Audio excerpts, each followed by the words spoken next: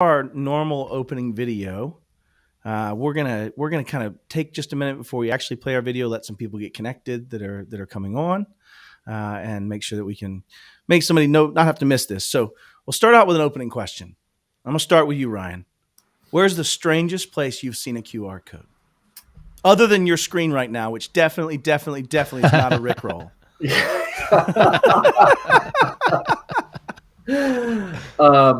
So good question. Obviously, go check out the QR code. Links to a great thing that I have on my screen. But you seem to have interest in almost everything we talk about. You know what I mean? I didn't even know until we got into this that you were such a QR code enthusiast. In fact, if I remember, you were telling me about the iterations going from the 4 to the 16 block and how it changed the world for QR, right? If I recall. Absolute game changer. But it's funny. We've always kind of joked at PAX8 about how QR codes are never something that we're going to touch and never want to get into. And then you go to a trade show or, I won't name names, but you go to a booth of a vendor or a partner at an event and they've got QR codes galore. Go here, win this iPad, go do these steps and get access to Amazon gift cards or whatever that looks like. So not necessarily the strangest place, but more so just the sheer volume of QR codes that I've experienced in my marketing life is astounding. And in the last 6 months or year, right? COVID catapulted it, right? And it now became something, positive. Dom, to you, buddy. Now we're stuck with them, right? Like we have to scan it if we want to order food. And I'm like, are you serious? Like I know you have paper menu laying around back there. Yeah. Yeah, you make me scan it, I don't know. I think back in the original days of the QR code, people were putting them in bathroom stalls. I never scanned one. What? Like in public like just to stalls. make it easier than scribbling? QR code. Oh, that's great. I'm sure it was advertising something ridiculous, but I'm not it didn't scan it, I'd wager. QR code. No. Yeah, so mine was DIA. In the trains there, they have a scan to tell me if the train was a good experience or not. Well, I didn't die, and it didn't seem to be all that dirty, so we're probably good, right? But I wanted to give everybody a minute. We're going to be talking about QR codes today and the dangers of it, and just really kind of the advocation of what you should do to protect yourself will be part of the topic of conversation. So made a short video clip. This is my first time as a video producer, and you can tell I'm an engineer and not very good at this, but we're gonna roll it. And I want to thank WBC, which is a brewing company that I went to that allowed me to film there. So we're getting started here, boys.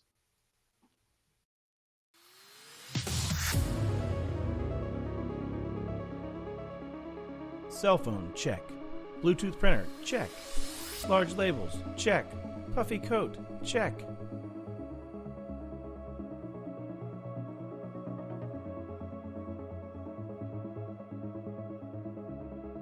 Scan QR, get the menu's destination address, check. Create shortened destination link, eatsqrcode.com/WBC East, check. Set printer next to me where staff cannot see it, check, obviously. Set link to drop victim to the original menu, check. Create new QR code, paste the victim to my domain before dropping them at the menu, check.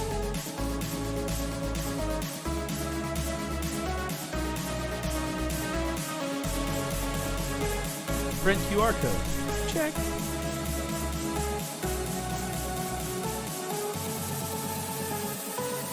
Trim the QR code to match the original, check. Handy scissors.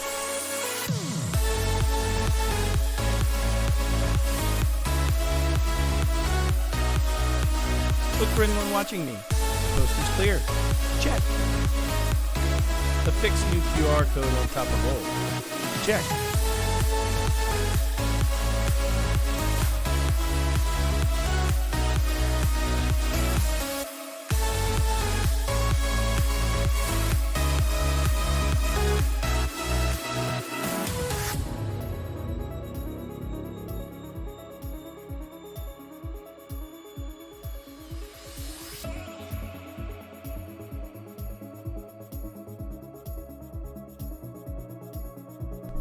The hostess said I should scan the QR code for the menu. I am so glad I've had this phone for 10 years and have never updated. That will never get me into any trouble. A special thanks to my friends at Wichita Brewing Company for being such amazing and hospitable hosts and allowing us to educate by using their restaurant.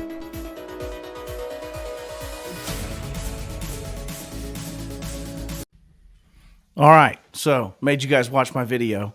I do apologize for the sound quality, the mixing stream. I'm gonna get better at it. I promise you. To the Anastasia's point. So yeah, I will. I promise. I love too, Matt, your QR code. You gave it the old license plate registration sticker, where the one sticker underneath was not quite, yeah, it was a little bit showing, and you did. So anyone that showed up, if they still scan that, then shame on them. Ironically, at the restaurant, I didn't fail, right? The actual picture at the restaurant was like literally perfectly 1-to-1. I couldn't have planned it any better. I was like, that's so good. And it's still there. We'll talk about that here in a bit. But, you know, I want to go through some comments really quick before we get started. We actually have a few people. I don't have who this is, unfortunately, the way it came through. But welcome. We're glad you're here.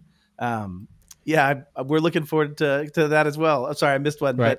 But thanks, COVID. I have to scan for my beer menu. Precisely, right? Let's pull out my phone while I'm using the restroom to scan this QR code. You know, people do it too. That's crazy. I'm sure they do. Yeah, definitely. Gross. And Scott's been there as well. They are a fantastic restaurant when you're in Wichita, for sure. All right, so the point is this. What's really happening, right? You know, what basically is happening is I owned a domain that I can make certificates for, that I can do things to prove that I own it, that make it look legitimate as it's going through your browser. And what I've done is I've just simply used a link shortener, right? There's tons of them out there. The one I happen to be using is short.io. And it's mainly because short.io does some really cool link targeting for different Android versus iOS, which would mean that if I was being malicious, now in this case, all I'm doing is simply dumping them straight off to the menu, right wherever the original restaurant was. That's why I wanted to bring it with me, so I could see what the menu they used was, so it would be less chance of being detected. Take it, scan it, print, right? And then put it right there. And what I wanted to illustrate is, wait staff aren't going to see you. Even if I look like a weird dude, even if I have my hands under the table, even if I'm sitting there, A, short-staffed, B, COVID, right? And C, not paid enough to deal with that BS. As long as they're getting paid and getting tipped, not on their radar. Right. And now you mean you're going to ask your wait staff to be cognizant of where the link goes? Imagine if the waiter did care too, or waitress, right? Just slip you 100. And you're going to stop. True caring. story. Well, think of this, right? Like, we work in a SaaS or tech environment, and it's difficult to get our employees to monitor and check these emails and take a deep dive into ransomware and phishing attacks. You think someone who's serving food and beverages is going to take the time to do that? And I don't want to be diminutive of that community, right? In the sense that they are fantastic, and what they have to deal with already is more than enough. Yes. But the point I'm trying to make is that if you have this situation, you're allowing me to come up with very creative ways as a threat actor to be a man in the middle, to send it off to a zero-frame site, to take an exploit, to look and enumerate as I'm looking at the traffic and deciding what it is, you know. And so we left that up. This video was only shot, yesterday. I think my lovely wife was so kind as to be a willing victim in my video, and but we've actually got scan data, and I think right now, what are we at? Let's look. 16 people have clicked it, right? Well, what if I was looking at targeting someone directly, right? What if I go and say, Ryan Cromar always sits at this same bar, goes to the same place, sits down and scans the same menu. He doesn't save it. He's not going to hold it in his browser, and he's just going to scan it for the convenience of it.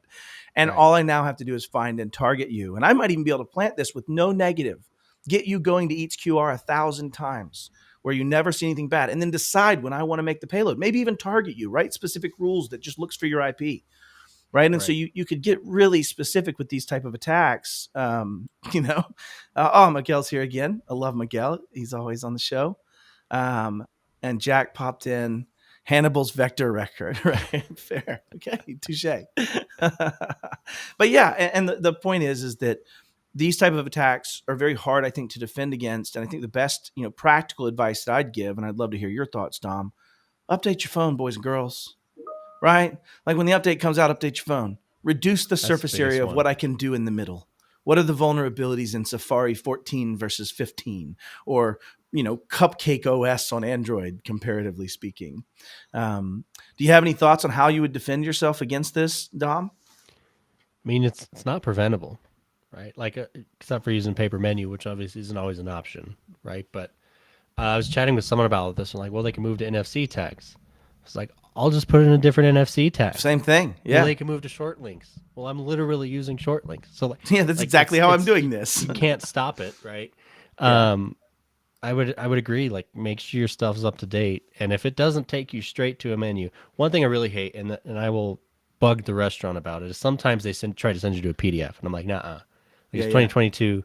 Put that crap in WordPress. Stop being lazy. PDF would expand that capability a bit, exactly, right? Because now I could actually. If it says, "Hey, you want to download this PDF?" It. Nope, go find me a paper menu, or I'm just not going to eat here, right? But if it doesn't take me straight to a website, like one scenario I thought out about this is based on iOS or Android, right? I'm going to say, hey, so-and-so wants to share their menu with you, log in with your Apple ID to see it. How many people would fall for that, right? Like a lot. Yeah. And it's a mobile browser, so you can't see the full domain, right? And it's going to be tough. So make sure your stuff's up to date, and if it doesn't take you straight to a menu, it's not right. Well, and what's funny is you say that you look at the domain.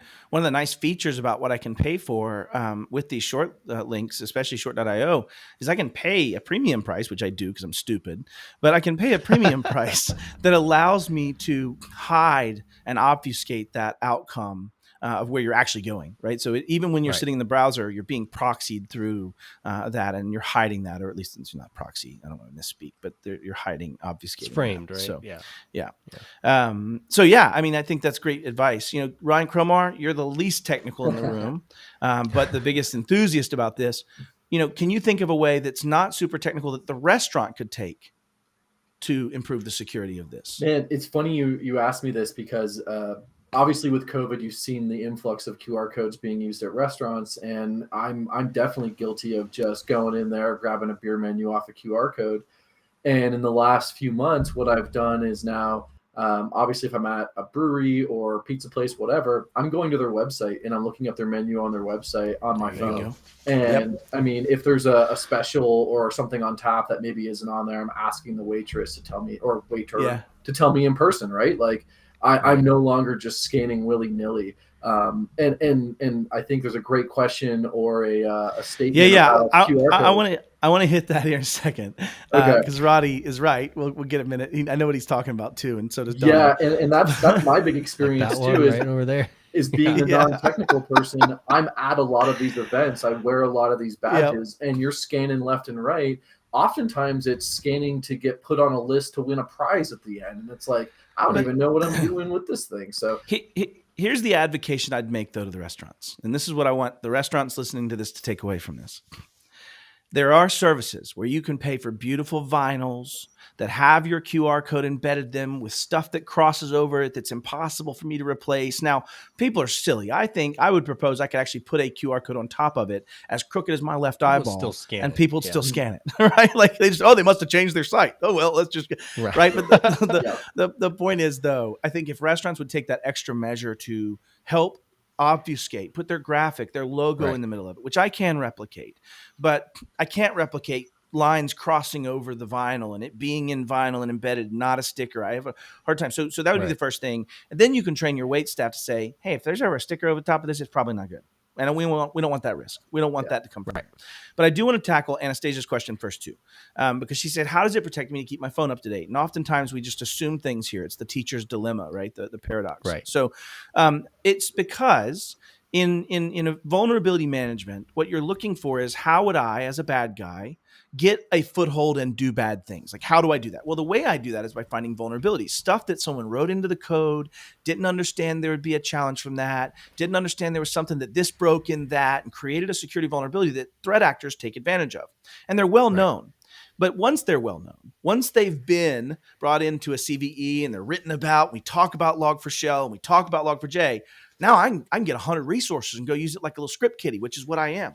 I don't have to design a flaw. So what I'm getting at is if you stay up to date, the number of them that are in the place where I can do it are significantly lower than the number of them that are still in somewhere where a threat actor is actually doing threat enumeration and finding new vulnerabilities as a nation state player, as a researcher, whatever that may be. So the reason you update, simply put, is it reduces the risk of how many vulnerabilities I can use that allow me to be successful in my attack once you scan my code, if that makes sense. Well, a really good example would be the iMessage 0-day, 0-click exploits, where I could program that QR code to pop open iMessage and send a message to whatever, and then maybe it replies back with that 0-click payload, right? And then I've now popped your iPhone. There's all kinds of stuff you could do with it, right? But you wouldn't really be any wiser. It'd be like, hey, the menu, right? Send me the menu. And be like, oh, cool, here's the link to the menu, and in that message is the payload, right? But you tap it, you go to the menu, and you're none the wiser that I've done some sort of exploit to your device, right?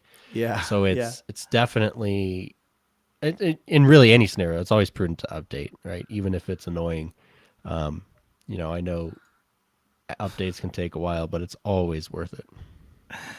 This is meant to be a joke because I know this gentleman absolutely knows where we did this before. I won't get ourselves in trouble because Dom may or may not have the badge in his background, and I very much may also have the badge in my background where that might have happened allegedly. But that said, I think that is actually a method. What if you have a system that's being used to gather the QR codes at a conference, and you simply know that you're going to try to see if there's RCE vulnerabilities or attacks or things that you can do. And I would stand up a man-in-the-middle server, a server meant to just serve that payload, to just serve that attack. And then I would link my payload to that attack by my short link piece. And if I could do it well, I'd try to do it in a zero browser that you can't see, so that you still go to the menu and you never even see the other window. But if I don't care about going in hard and loud, I don't care potentially, right? And I might just execute that. So I love you to death, Roddy. That's hilarious. Good bring up. We may or may not have done it with NFC code before that. Maybe. Allegedly. I definitely don't still have the app on my phone. This one might take us down a rabbit hole, unfortunately, because I actually don't know. If I'm honest, I feel like today it's probably 0. I think the litigiousness, the ability to take this through prosecutory challenge, the ability to say, but probably easier in the sense of, do you meet the reasonable person rule? Well, if you simply slap stickers on the desk and you don't do anything to separate that out, and you would not meet a reasonable person rule. It would not be in the reasonable expectation that your populace is going to defend themselves from your QR links. It's not reasonable. Right.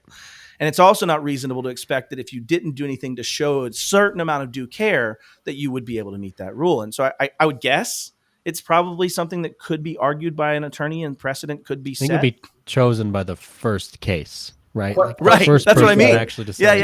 Do you think that this is dependent upon the type of business? Like, it's one thing for a restaurant or, a brewery, but it's another thing if you're at an airport or a train station. Yeah. You know what I mean? Like that's or very bank. different. What if there's a cool vulnerability that you can make the lithium batteries explode in a certain Android device if you scan it? Now I've got a weapon inside the airport myself. Already got it. Right. Just need to find somebody to scan the code.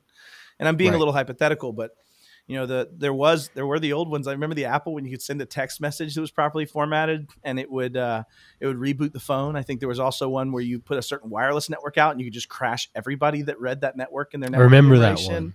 That was a good. Yeah. I did a bunch. I mean, allegedly may have played with those things in the past, I suppose. Well, I was I went to a bank. Maybe the company was founded by a guy named Henry back in the day, but sure. It was like you got a wait list, right? Because COVID and whatever, and it was a QR code. I was like, I'm at a bank. So if I do the same attack that you just showed in the video to bank, and it's like, hey, log in with your bank credentials to join the wait list, like people are going to do it because they want to join the wait list and, open an account or whatever. And so I would venture that a large cap bank would not get away with that if something happened. I would imagine they certainly would be responsible for the loss to that account, just as they already are, but maybe not damages. I don't know. I mean, I think, Miguel, that's just such a fantastic question. And it might end up turning into a Tyler question, but I think what we'll find is it's going to fall, like a lot of things in technology, there just isn't a lot of case law around it. Right. And even if it starts to happen, which is, I was just on a conversation with one of the attorneys that I deal with, and he was saying it might be 3 years as this plays out, as it goes through appeals, as it sets precedent, but maybe it doesn't. Maybe there's further definition required. Maybe there's other things that need to happen. So long story short, probably today not much depending on what happened. I mean, you kill someone, bets are off, right? I think that kind Well, of comes into, would you guys agree? It kind of seems like in this industry, laws are created after the fact, right? It's usually Right. an incident sure, happens, sure. and now it's a response to something major to stop it from happening. And I don't think that's just our industry. I mean, look at the no. Industrial Revolution, right? I go to this one a lot, but if those fires hadn't happened and the women and I think it's called the Diamond Sewing Factory. I actually, someone knew the name the other day. I was like, holy hell, that's amazing. But in this sewing factory where they had the doors chained shut every day because they didn't want people taking breaks, right? And they had a fire and 300 women died in the sewing factory. And it created the bars that you push to get out of a door now. And I think that most things in life are that way. Yeah. But didn't mean to take away from your point, though. No. I think again, like it really isn't going to affect most people that are just looking at a beer menu or things of that nature. But as it escalates and grows, I think it's going to take a massive case that's not a restaurant where someone's going to say enough is enough. Let's make this some kind of rule or regulation or law. But I think the advocation I would make to restaurants or to anyone is if you see a QR code you aren't expecting, deal with it, say something, right? It's back to that see something, say something principle. But all that's really doing is proving you care. That's all it is. It's that you've taken on this awareness that there might be some challenges and that you care enough to go deal with that, right? And if you can establish that as your basis and you can talk about that, that meets reasonable person. It comes back to, in my opinion, defensibility. You always talk about what's your defensibility, and as a do I still have to pay you the $50 for this one or no? Yeah. The plug? No. Okay, we'll figure it out later. Yeah, and I feel like obviously as a restaurant and wait staff, your level of defensibility is quite low, right? The expectation's not there for you to be doing these things, but at an airport or public transit or something of that nature, there would be a level of expectation that I would have, and I would expect others to have as well. Yeah, and I think this is probably super tangential from where that risk would pop up. Like I said, unless there was some targeted killing that could be traced back to that, right? This was the entry point that created the threat actor's access and whatever. Yeah. Well, do damages like flow into the real world? Right, like the bank example, there's probably great true story. Measurable financial loss, or that if something crazy did happen. What if I can control your pacemaker software? Right. What if I have crossover capability in an Android phone and your pacemaker thing that you read it with, or like the smart insulin sensors and all that crap? Man, that's a disaster waiting to happen. Right. Well, now you're just going into like every IoT thing being touched by a QR code. Like the toaster and the oven and the Well, and especially like look at Jindy. It's a perfect example of this, right? Like you could probably put it on a license plate and let a OCR scanner of a license plate reader that's logging to Jindy be affected. And so now if I can make the QR code take and bring that componentry when one of those type of things comes up, I'm going to leverage, right? I'm not proposing that there was Jindy running on someone's cell phone. Mm-hmm. I'm really more just hypothetically saying that those type of attack vectors that exist are the perfect way I would deliver something because I'm going to do it behind a shortened link. Right, I'm going to do it behind something you're not even going to have the opportunity to say yes or no to until you go there. Yeah, right. Is at the restaurant you make the link legit and maybe let it sit for a while, but it's your link, right? So you just change the destination, and the next sucker that scans it gets the payload. That's exactly right. And you can change it back, right? You wait till you get a victim and change it back to the legit link, so when they go check it out, it's fine, right? Like there's a lot of wiggle room when you control the destination. Yeah. 5 people eat the pizza menu, the 6th person gets the payload. Right. Well, you make a good point, right? Because this is, and we'll just show it. I only have stuff that I'm allowed to show on this one. It's an account dedicated to this attack for this demonstration. So essentially, like if you look, and I'll zoom in a little. Too much. Got me. All right. So if you look at this, I have this link, and it's saying short link. Where am I taking you? Wichita Brew menu, right? So like I'm taking you to a legitimate location that is normal. But what I can do is I already have this on the table. It's not going to change. It is my link now. I am taking everyone to my link every time I'm going to do something. So what I'm just going to do is say really bad attack waiting.com. And I'm just going to change it, right? And the next person that scans it's going to get that link. But let's talk about this because there's ways for me to do it where I'm able to let everyone else go on but not the person I'm trying to target. And some of that is through geo-targeting, through IP targeting. So if I was sitting there watching your phone and saying, I need this device, I could make a target specific for your phone, and then I could actually set my targeting to say that none of my links would target based on an IP. And I don't know exactly where it was. I think it's A/B testing potentially. But there was ways to mess with this and change it based on IP. I haven't gone down that road, but I know that it was in there. And so you can change those things, but you could definitely just change it on the fly and attack the person that you're trying to attack right that moment. But you can also use the receiving host. So rather than me send them straight onto the menu, I perhaps send it to mattscontrolledserver.com. Right. And mattscontrolledserver.com has enumeration scripts and discovery scripts of what's reaching through it. It simply proxies the traffic on, right, sends it over to the menu. So another layer that I have more control over. Right. So in this link, I don't have a lot of control. It's whatever their service offers. But if I can get you to the next destination, that's my site that I control, that I have complete Kali Linux box control over, I can do all kinds of bad stuff there. Right. Even though I'm just proxying you on. Think like Evil Jinx 2 and how it functions. But yeah, it's this is just commercial stuff, right? And you're just hiding the link. And so what I've done is, if you look at this one, there's a thing called link cloaking. And link cloaking says the visitor will see this, even though originally where I'm taking them is this. And so I can actually link cloak it so that it is the domain I control, so that it seems very congruent for them. So anyways, just figured I'd kind of show that off a little bit, but that's what's behind the attack. It's a good one. It's definitely one of my favorite. And I was actually thinking about this too. There's an interesting story to this, because when QR codes were first a thing, right? And there's this whole hot new thing. You scan this, and you get to go to the place, and you use it in your marketing teams and whatever. This is probably about the time they started showing up in bathroom stalls, right? There was a whole, it made, at least local news, and I think it made some national news. I don't remember when this was years ago, but they said, hey, don't scan those. Right, and they kind of died off. Like, you didn't see a lot of QR codes, and COVID brought it back. And it's I guess it testaments to the short memory of the general population. Like, dude, a couple of years ago we were saying never touch these. Like, stop. Yeah, these are bad. These. Yeah. This and now is not COVID a good comes thing. along, and now we're seeing it with NFC tags. Right, like that's the new hotness. The whole I get like 10 advertisements a day for replace your old business card with this NFC tag, and we'll host the site for you with all your personal information that somebody wants to have in a treasure trove in a single location. It's fantastic. Right. And I can go to Amazon and buy a 20-pack of those for like $8 and put whatever I want on them over and over again. I'm like, hey, scan my business card. Sweet. Thanks for your credentials. Right.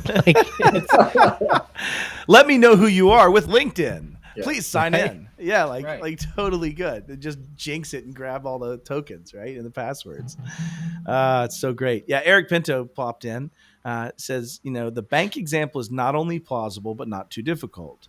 It can be planned ahead of time, targeted, carried out without users ever knowing by nabbing the credentials and redirecting afterwards. How often is the teller going to look at that? Like, absolutely, man. Like 100%, right? They're never, ever going to. And he goes on to say, and I'll read it out of the comment. He says, how often is the teller going to look at the marketing items on the front entry desk, right? Like, And I think that's great. And, Eric, you're 100% spot on, is that I wanted to demonstrate how quickly this could be done on the fly. But with some really good, proper planning, I could make money off of this, a lot of money off of this. And the bank would be the perfect example. And I think Dom nailed it. Sign in to get in line. Right. Which is a fair And then after ask. you sign in, it just passes that token on to the bank. And even if it fails, damn, this app sucks. I had to sign in twice. How many people say something about that? And if they said it to a teller, does that teller have a path to talk to the dev team to find out the security team says that's not a good thing? Like, no way. Like they would even know. They would have you know what they would say? Go try it again. Yeah. Give it to them one more time. You make a point. There's a lot of threat actors that go, it's just nuts how many times they clicked. I've actually seen it. In fact, with my Know Before testing, like, we had users that put in credentials, clicked. And so you get that, it says credentials clicked. And then again, they're like, it didn't work the first time. It didn't take me where I was supposed to. I'm going to go one more time. You know what I mean? It took me to a stupid training video. I didn't want that, so I just did it again. I was here for the Starbucks card, not the training video. Thanks. Yeah. I'm going to go to the Starbucks card again. and I don't mean to make light of it, but I think in the same way that I have to learn about my tax decisions from my CPA, I have to have general business practices taught to me. The general public right now is missing that. I think there's a pedagogical aspect to this that teachers need to be responsible for and schools need to be responsible for to start educating. But right now, that's kind of what we're trying to do here, right? Is trying to be able to educate. Anastasia asks, is this presentation going to be recorded? It is. It'll be in lots of places.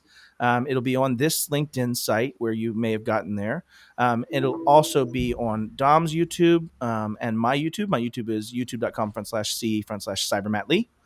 You can just search YouTube CyberMattLee. Dom, if you want to plug yours real quick as well, but this will be on both of those resources. And I think also on Cromars. I think he's figured out how to stream as well. Yes. Looking to get this bad boy out there. Looking to. One day we'll get this out there. But yeah, definitely check out your guys' LinkedIn. Honestly, it's I'm looking at it right now. It's sitting on a LinkedIn post live chat, so you're already there. Yeah, very cool. Very cool. Yes, you can definitely replay this. The intention is just to make people think. And this is kind of one of those examples where if you're walking through your world, you ask the question why, right? And start just saying, okay, why am I scanning this QR code? What is my risk? And I don't want people to walk around paranoid. The likelihood of someone attacking you in that vector is probably not super high. But the point is that it is a vector and it is something that you should be aware of. You know, you don't have to be Matt Lee. I actually carry multiple phones so that I always have a burner phone that I can scan these things with. I am that paranoid. But I would say that that's probably not the general populace in the bell curve of risk. I mean, it's I really scan more, them. Yeah. Right. And on my device, I have a Galaxy, so obviously your mileage may vary, but it pops up and says, this QR code is going to take you there. And I read it and I'm like, does that make sense? Yeah, obviously in your QR example, code Eats legit. QR code. Yeah. I was hoping to get by people with that one, right? Because Eats QR Right. code, they're going to think, well, it's just people eating. It's some service these restaurants all pay for. I won't. It's fine. Yeah. Right. And really, I think people are probably doing this. Like, if we're being realistic, but I don't know that they're really enumerating a lot. Like in your example, you left the sticker there and you're collecting statistics on like how many iPhones walk through that restaurant, how many Androids walk through that restaurant. Like that's really all you're getting out of this. And hell, I've probably scanned something that did that, right? Like if I'm being honest with myself. But I would say my biggest piece of advice is if scanning it is what you need to do, take advantage of the fact that I'm pretty sure iPhones do too, is they show you the URL. Like this is where you're going to go. Yep. And ideally it's the domain name of the restaurant, but I also like Cromar's advice of just whip up Google. Go to the Google restaurant. Go to the website. Right. It's brilliant. He's the smartest guy in the room on this one. I mean, my biggest thing is if it's PDF, turn around. Do not. Yeah, I was just going to say, that is just so I lazy. don't know a company that doesn't have their menu on their website, right? Like, Yeah. Right. Yeah. 100%. Yeah, I had thought, but it was fleeting, as it typically is. But the other part was there's a really neat feature. I can actually target Android apps. So if I was to make a malicious app in the Android store, I can say, if you're an Android, go ahead and take them to our menu app. We use menu.com, where I'm now a full application. And depending on how you're set up, I have full access to things, right? Based on the version of Android you may have and the vulnerabilities that exist. But those type of things scare the heck out of me, the deep links. The other thing I was going to say is there is actually kind of a defense for some of this that we haven't talked about. And that would be, my wife actually had to come to me because when she was trying to scan the QR code on one of the other domains that I don't have on here, because I don't want to tell myself on all of them, but it wouldn't let her go because I bought the domain 2 days ago or 4 days ago, right? So it said, Cloudflare said, nah, bro, you can't go there. In fact, I actually have a little icon of the guy going, from Jurassic Park, right? That pops up. And she's like, I can't go to the menu because it won't let me. Yeah, because it was flagging on the fact that I had a brand new domain that I bought just to attack this. Now, this other one I've owned long enough, we're good. Like it's been in the public history. Each QR code's been around for like 8 months. We're totally fine. Right. But anyways. No, that's a really good point of doing that. You know, Cloudflare's a SASE based of having that, and I love that you use the Jurassic Park guy. That's perfect. So good. I'm gonna have to implement that in my house. But you're right though. Some sort of network level or DNS layer protection of does this really make sense? And the cool thing is if you were to actually take eachqrcode.com and use it maliciously, right? Yep. It wouldn't be long. It at scale. Like the scale you would need to actually get results, right? It wouldn't be long before Cloudflare and Cisco and all those others are like, wait a minute. Reputation-enabled defense, right? Yep, right. 100%. So, and I know we're getting a little nuanced, and we try to stay a little less technical and high level. So we'll kind of end it at, QR codes today try to make sure that you do some degree of caution with them and make sure that it makes sense. And Yeah. which goes towards general practice. That's not just QR codes. That's any website. That's almost anything. Phishing links. I was going to say, this whole thing seems to come down to education, talking about it, being aware of what the heck's out there. 100%. Yeah. Well, I don't have much more than that. The intention of this was really just to be thought-provoking and to educate a little bit. So if there's no more questions or anybody else, go ahead. I want to re-ask the question you asked in the beginning. Where is the weirdest spot you've seen a QR code? Drop it in the comments. Yeah, anybody in the chat, where's the weirdest spot? The back of the, like, because I have to imagine how that evolved, right? Like if you think about in the men's restrooms, there's always the signs that have like the ads, and people have to go change them, right? Like they physically change them. You slap up a QR code, baby, you can change it every time. You can just have it be, and you're just helping them avoid back to five. No, maybe not. They're probably not touching the sign anyway. So, but the point is, you know what I mean? Like that's one of the strangest ones. Miguel said awareness was key. That's awesome. Anastasia, we're so happy to have you here. I don't think you've commented before. It's very nice to have you here. Thank you very much. And I hope that helps your team. So yeah, I'm going to go ahead and let us close it out. So if we don't have anybody saying, here's the weird places we see a QR code, I bet we'll have them next time we talk. Right. We've got to keep an eye on the comments. Definitely keep those coming, folks, because I'd love to see what your experience is after hearing these bathroom and trade show stories. Yeah. Oh, Jill's here too. Thank you. I really appreciate you being here. All right, let's wrap it up, boys and girls. We appreciate you being here. This has been the QR code attack vector, and it's really just meant to raise some awareness, but we'll see you next time. Awesome. Thanks everyone.